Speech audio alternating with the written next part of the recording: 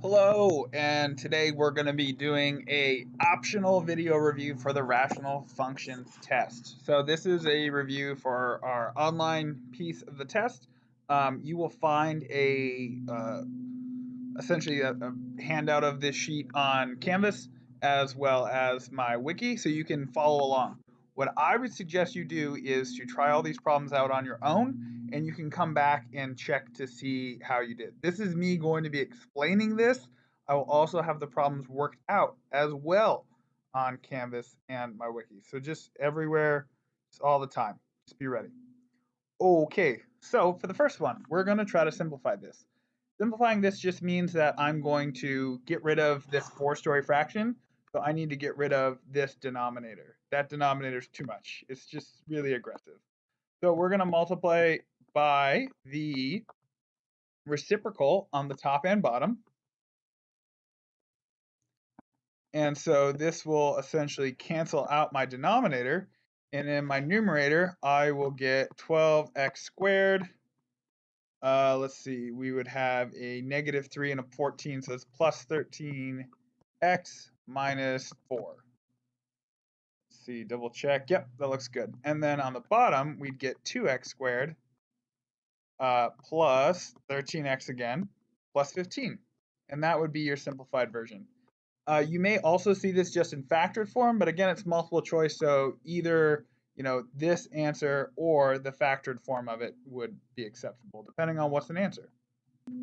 Okay, so for this next one, we are dividing by this quantity. So we're essentially going to try to first factor out the numerator, and then we're going to do our flip. So let me factor out our numerator. That gives me x minus 10 times x plus 3. Then on the bottom, that gives me 2x plus 5 times, I think, x plus 1. Yeah, x plus 1. Okay, so now I have to deal with this division sign right here. So to do that, I'm going to flip it, make it a multiplication, and then I'll flip my numerator and denominator. So that gives me 2x plus 5 over x minus 10. Now what I can do, because I'm multiplying across, is I can cancel out this numerator and denominator, and that numerator and denominator, and we're left with x plus 3 over x plus 1. And there you go. Okay, so for this next one, this is a hot mess. We're going to have to do a whole bunch of factoring. This is 5 minus 4x times 5 plus 4x. And then on the bottom, we can only factor out a 2x, and then we're left with x plus 3. Okay, for the other one, again, we're going to do that flip, which gives us x plus 3 times x minus 3 for the x squared minus 9. And then I don't know that one off the top of my head. Let's do that. So it's -20 adds up to 1. I'm doing this one over here, right? Multiplies to get AC, adds up to B. That would be 5 and -4. So now I'm going to divide by -4, divide by -4, and that gives me a x plus 1 on the bottom times -4x plus 5. So let's see what we can cancel out here. I can cancel out the x plus 3's. I can't cancel out the x plus 1. Hey, now these two are the same factor. I know it's written in a different order, but that doesn't matter. We can still cancel that out. So my numerator, I'm going to scroll down a bit, is going to be 4x plus 5 times x minus 3. And then my denominator is going to be 2x times x plus 1. Now you're all big people and you can multiply that out. So I think you're okay.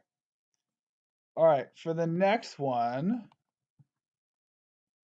we're going to what does this even mean? We haven't really seen a whole bunch of these, but this is really just saying, hey, I want to get this so that way they're common denominators. So we're not saying equal to anything. We just got to get a common denominator, which means I'm going to multiply this whole thing by 6 over 6. and this whole thing by x plus 3 over x plus 3. So x plus 3 times 4x minus 2 over 6x plus 18. Now this negative here, I have to assign it to everything. So I'm just going to make it a minus 6. So this will be negative 12x minus 42 over 6x plus 18. Okay, now let's multiply out this numerator to get 4x squared minus 2x, so that'd be plus 12x, so that's plus 10x, minus 6, minus 12x minus 42, all over 6x plus 18. So that gets me 4x squared minus 2x minus 48 all over 6x plus 18. And some of you might be like, oh, we're done, right? Look at that. We multiplied things. Well, you are wrong. We have to simplify down just a little more, just a bit. If we look at 6x, 18, 4, x squared, negative 2x, and negative 48, they're all divisible by 2. So we're going to divide every single term by 2. I don't believe this is on the test where they do a little bit of trickery like that. So you shouldn't have to worry, but just making sure. Okay. So, final answer. Yikes. So what we're going to have to do here is some long division. I'll throw it back to a couple weeks ago when we were long dividing for the first time, way back in our polynomial unit. Okay, so what we're going to do here is we say, all right, what do I need to multiply 4x by to get rid of 4x cubed? Well, that would be an x squared. So this gives me 4x cubed minus 5x squared. Okay, and so now I subtract because I'm doing division. That becomes a plus. And now 8x squared plus 6x. Now I say, okay, I need to get rid of 8x squared. What do I need to multiply 4x by? Well, that will be a positive 2x. So I multiply by a positive 2x. That gives me 8x squared. Now minus 10x. And again, division means subtraction. So let's do that. It becomes a minus. This becomes a plus. Whoop, scrolling down. And so now I get a 16x minus 10. So my one last step here is I have to multiply by 4. Now, this is where, when we talked about these problems originally, we had said, okay, we don't care about the remainder. But in this problem, the only language it gave us was to simplify. That's a whole different ballgame. So now minus plus, we have a remainder of 10. So if I wanted to simplify this down, it would be x squared plus 2x plus 4.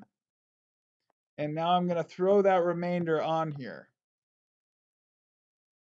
This would be the simplified version down. If it divided perfectly, then it's a factor. But because it's not, this is me just dividing it down. Okay, this is a problem I would definitely want to review before we were to take the test, so that way we would be okay with it. All right. So, throwing back to some direct variation problems. So if we forgot what direct variation is or inverse variation, let's actually talk about inverse variation for this one. So this is varying inversely. Varying inversely means in general it's going to look like this. Now this may change depending on what we end up doing, but this is our general inverse variation. So it says the intensity of light produced by a light source varies inversely. So I know the intensity equals k over the square of the distance. So we're going to do d squared.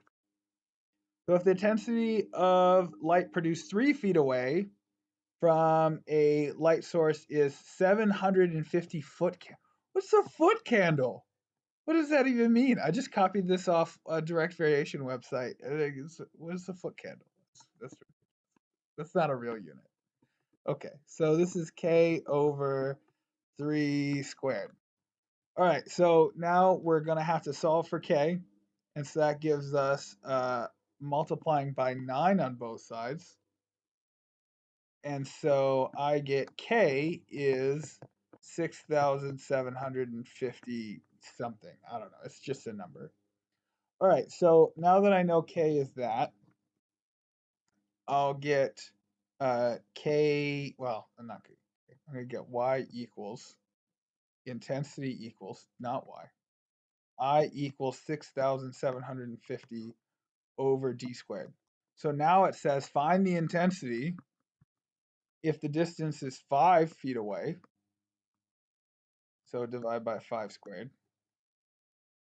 And so that whole thing divided by 25 is 270. So the intensity would be 270 foot candles, which is just a horrifying term. I don't know, a unit? That's just gross. All right. Next one. The electrical resistance of a wire varies directly as its length. Oh man. So resistance varies directly. So we're going to have K times L. And inversely, yikes. So inversely, we're going to divide by the square of the diameter. So if the resistance of 640 feet of copper wire is 16 ohms, well, it's a 1/4 wire, is 16 ohms, we're going to find what K is first. So 16 ohms is our resistance. The length is 640. And then the diameter is 1/4. So this will give us divided by 1/16. So I have to multiply by 1/16 on both sides, which will give me 1 equals K times 640. So K is 1 over 640. So the way I'm going to write that is by essentially getting rid of K here. And then I could put a 1 there, but I'm not going to. I'll just put a 640 in the denominator. This is essentially, so this is essentially just 1 over 640. Okay, now it says find the resistance given this stuff. So we go back to that and we say, okay, the resistance equals 320, is the length, over 640 times 1/2 squared. So 1/4 of that would be 1/4 of 640 would be 160. So the resistance is equal to 2 ohms. So 2 ohms. Ka-chow. Okay, so with problems like this, we have two forms of creating our equation. We have the first form of y equals a over x minus h plus k, where k is our horizontal asymptote and h is our vertical asymptote. Or we have this weird other form where it's like ax plus b over, I think I did dx plus c, not sure why. But regardless, we know that there are a bunch of variables. In this case, we know that a over d, or let's write this, let's change this around. Let's do a over bx plus c, and then we'll throw a d on top there. It doesn't actually matter. I'm actually going to change that. Stop it. Or our other equation is y equals ax plus b over cx plus d. And those might not be the variables that I've used before, but again, they all kind of mean the same. In this case, we know a over c is our vertical asymptote, or our horizontal asymptote. Sorry. A over c is our horizontal asymptote. And we know that essentially setting our denominator equal to 0, or essentially x equaling negative d over c, will be our vertical asymptote. So let's look at our graph. So the first thing we want to recognize is that the scale is going up by 2s.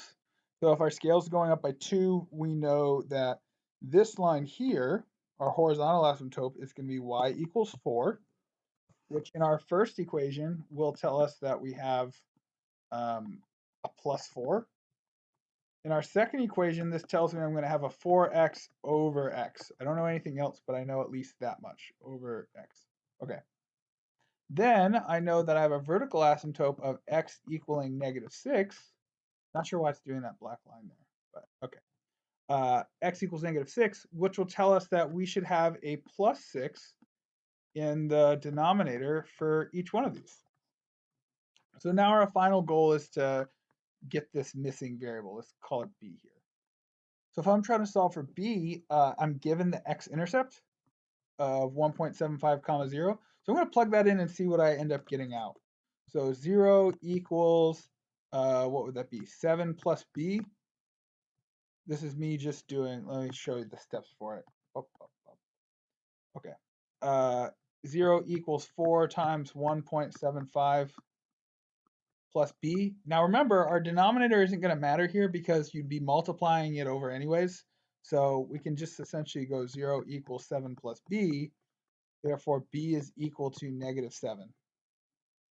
So here's my second equation done. Now, if I want to get back to that first one, I can either plug this point in, or I can essentially do some division real quick and see what the remainder is. Either way, I'll get what a is. So I'm going to plug 1.75 in and get 0 equals a over 7.75 plus 4. So negative 4 equals a over 7.75. And if I multiply negative 4 by 7.75, I will get 31. So, well, negative 31. So a equals negative 31. And if we check, both of these ways will work. We'll get the same answer if I convert from one to the other. All right. Next one. I think these are some of the last ones. So we're going to state all the things. All the things. The first thing we want to do on any problem like this is try to factor.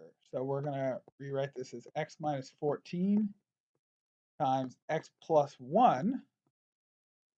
And on the bottom, I'm going to guess x plus 1 is a factor. That's a kind of a smart guess because I see that x minus 14 can't be a factor of this, so I know it's got to be the other one. And that'll leave me with 2x minus 5. So what this means is we're going to have the x plus 1s cancel out, and we'll be left with x minus 14 all over 2x minus 5. And that'll be the simplified version. So because x plus 1 was canceled out, I'm going to use that value to give me my whole. So I take negative 1, and this means that I will get, I plug that back into our original, so I get negative 1 minus 14 over 2 times negative 1 minus 5. That gives me negative 15 minus 5. There we go. Negative 15 over negative 7. So 15 over 7 is my whole. Well, negative 1 comma 15 over 7. For my vertical asymptote, I just set my denominator equal to 0. So that's x equals 5 over 2. And for my horizontal asymptote, it's just my leading coefficients divided. So that's going to be y equals 1/2. My y-intercept, that's just my n terms essentially going to be divided. So again, if I had x minus 14 over 2x minus 5, okay. I plug 0 in, I'll get 0 comma 14 over 5. That's me plugging 0 in for this. So it would be 0 minus 14 over 2 times 0 minus 5.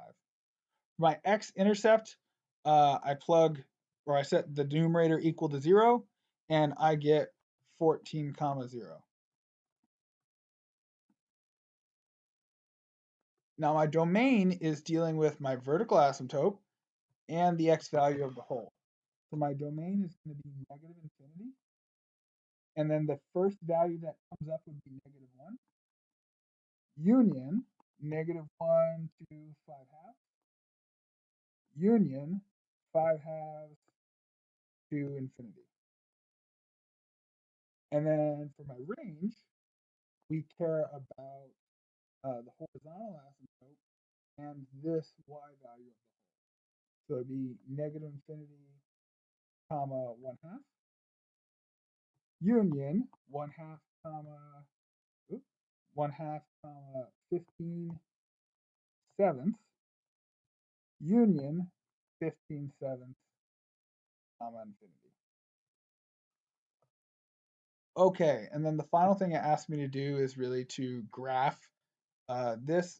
It's going to be a little bit tough on here because we're cramped, but we would say that we have that vertical asymptote. I'm just going to write some stuff. We got the vertical asymptote at 2.5, and then we have a horizontal asymptote at 1/2. And we know that if we were to say plug in, I don't know, let's say we plug in something like 4. Let's plug something like 4 in. So that will give us negative 18. Oh, not negative 18. Yikes. Negative 10 over 3. And so I know if I plug in 4, I should get something down here. So I know it'll look along these lines. We also know our y-intercept is going to be positive. And so this gives me this. The only reason I was plugging in 4 in was to try to see like where is it going to hit on the graph. However, I know 14 over 5 is a number, right? So we should be able to hit something like that, assuming I don't cross the vertical asymptote, and I get a sketch of my graph. All right, final thing. We're creating polynomials given roots. So we remember that if we have an imaginary root, we're going to have to essentially separate the complex parts and get the real versus the imaginary and solve like that. So I know if x equals 2 is a factor, I also know x minus 2 has to be a factor. But for this, I'm going to set it up and subtract 3. I'm going to subtract 3 over and be left with 2i. The reason I like to do that is because now I can square both sides and get x squared minus 6x plus 9. And then this will give me 4i squared. But I squared is negative 1, so I'll end up with negative 4. So if I get that all to one side, I'll get x squared minus 6x plus 13. Now all I have to do from there is multiply it out. So that'll give me what? X cubed minus 6x squared plus 13x minus 2x squared plus 12x minus 26. And so that'll be x squared minus 8x squared plus 25x minus 26. And that gives me my final equation. For the second one, a similar situation, except I'm going to, again, subtract over the 3. And I'm left with square root of 7. I'll also square both sides. But now when I square the square root of 7, I just get 7. So this gives me x squared minus 6x plus 2. My other 0 is x equals 0, so I'm just going to multiply this by x and get x cubed minus 6x squared plus 2x.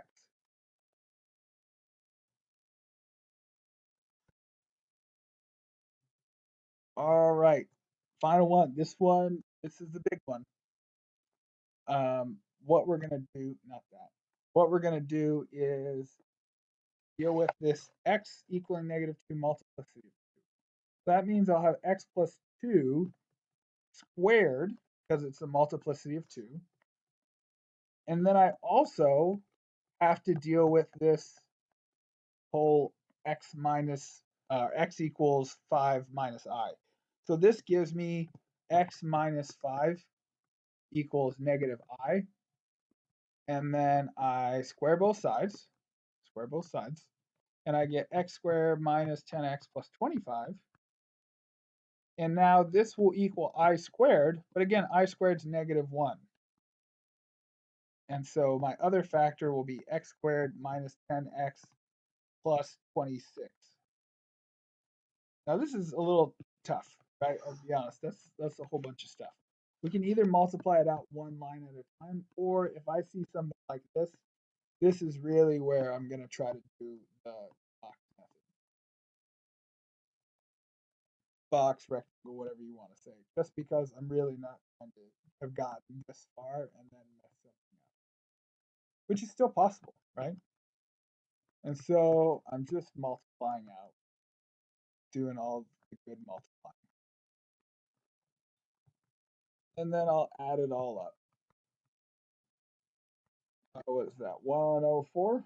Yeah, 104. And then 4x squared, negative 40x, and then again another 104.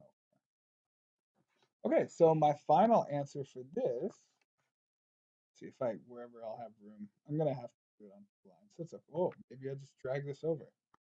Technology. Okay, I'm going to just drag this over. And then that gives me x to the 4th. Combine these two and get a -6x cubed. I combine these three and get a -10x squared. I combine these two and get a -64x, and then a plus 104. And there you go, guys. I know some of this was a bit rushed, but my hope is that you will essentially be able to watch this a couple times if you need it. If not, this is a great way where you can check your answers. Like I said, the answers will also be on the wiki as well as Canvas, so be aware. Try to put this all wherever we can. All right. I hope to hear from you soon. If you have any questions, comments, concerns, either email me or leave a comment. If you find anything wrong, leave a comment as well so I can try to fix it and go back. I'm not going to re-record, but I'll at least try to make like a timestamp or something, fix it. All right. See you guys.